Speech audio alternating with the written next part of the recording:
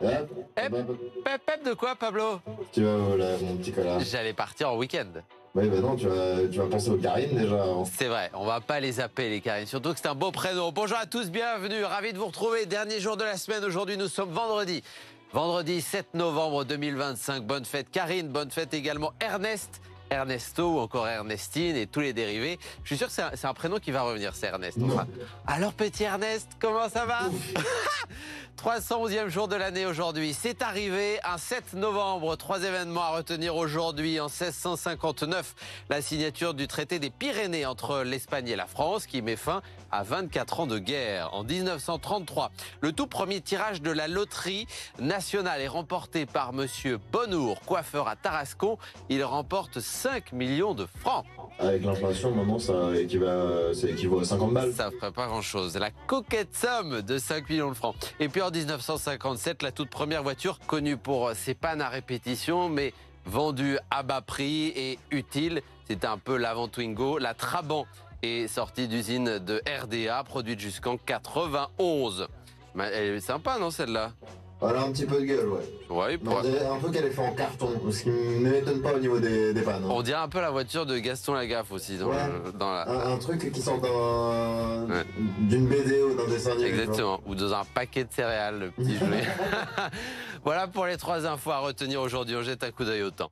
Allez, le temps ce vendredi avant d'entamer le week-end sur nos 2 départements, le Nord et le Pas-de-Calais. Après une matinée sous la grisaille à proximité du littoral et un beau temps dans l'intérieur des terres, cette grisaille, elle se déplace et finalement s'étale sur l'ensemble de nos 2 départements cet après-midi avec quelques trouées, quelques éclaircies, mais toujours un risque d'averse. Un vent qui souffle autour des 40 km/h sur le littoral. Côté température, vous allez compter au mieux cet après-midi 16 à Berck, 15 au Touquet, à Boulogne-sur-Mer, c'est la minimale, 16 à Calais, 17 la maximale pour Saint-Omer, 16 à Lille ou encore 16 du côté de Maubeuge ou de Cambrai. Pour ce week-end, quel est le programme? Demain, ça va être couvert également. Dimanche, de belles éclaircies, il faudra en profiter puisque lundi, retour d'un ciel couvert, des températures qui approchent les 15 degrés. Et puis aujourd'hui, vendredi, comme tous les vendredis, c'est idée sortie. Alors ce week-end dans la région, ça va se passer à Calais, dans la cité des Cibourgeois. Allez-y, il va y avoir du monde, mais ça va être magnifique. Le dragon de Calais, cette magnifique marionnette mécanique géante que vous n'avez peut-être jamais vue, allez la découvrir, qui va avoir un nouveau compagnon à partir de ce week-end, le Varan de voyage. Il arrive de Nantes, dans l'histoire, il arrive d'Australie pour 3 jours de festivités, mais ensuite il va s'installer. Salut Fredette. Bonjour Cola.